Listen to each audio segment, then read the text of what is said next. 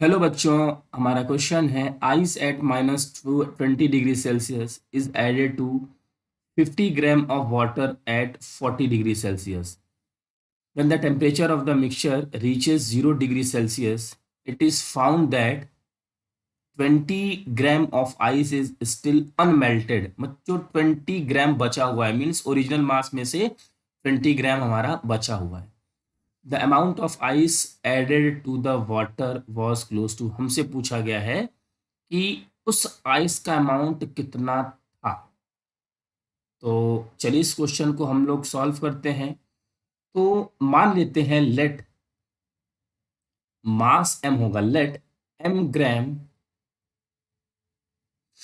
Of ice added. मान लिया गया कि m ग्राम आइस को ऐड किया गया है. उस m में से बच्चों कितना बचा हुआ है? 20 ग्राम. तो according to principle of calorimetry क्या होगा? Heat gained by ice is equal to heat lost by water. तो हीट गेन बाय आइस, तो यहां से लिख सकते हैं एम सी डेल्टा टी, और सी किसका? आइस का, और ये हो जाएगा delta T plus M -20 into latent heat of fusion. बच्चों जब आइस से वाटर बनता है, मीन्स यहाँ पे क्या हुआ है? Phase change. और जब फेज चेंज होता है तो उस समय पे लेटेंट हीट हम लोग यूज करते हैं. और लेटेंट हीट कौन सी होगी? यहाँ से यहाँ तक लेटेंट हीट ऑफ फ्यूजन. ये हमारा है m इंटू एल होता है उसका फॉर्मूला.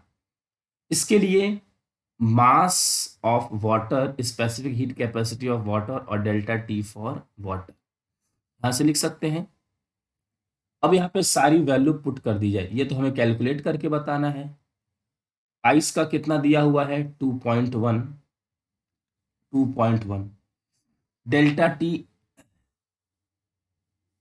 टी बच्चों 20 डिग्री सेल्सियस था माइनस का, और ये हो गया 0, मीन्स प्लस का 20 प्लस m-20, और लेटेंट हीट ऑफ फ्यूजन 334 दिया हुआ है.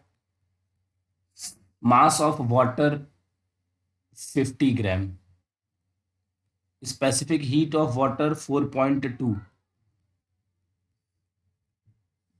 और टेम्परेचर हमें गिवन है 40 डिग्री सेल्सियस. बच्चों इसको सॉल्व किया जाएगा, और सॉल्व करने के बाद 376m 84006680, और इसकी जो मास की वैल्यू अप्रॉक्स आएगी, एग्जैक्ट नहीं आएगी, वो होगा 40 ग्राम. तो ये हमारे इस बच्चों क्वेश्चन का आंसर. ओरिजिनल आइस की जो मास थी वो कितनी थी? Initially 40 gram. आई होप कि आपको ये क्वेश्चन अच्छे से समझ में आ गया होगा. Thank you.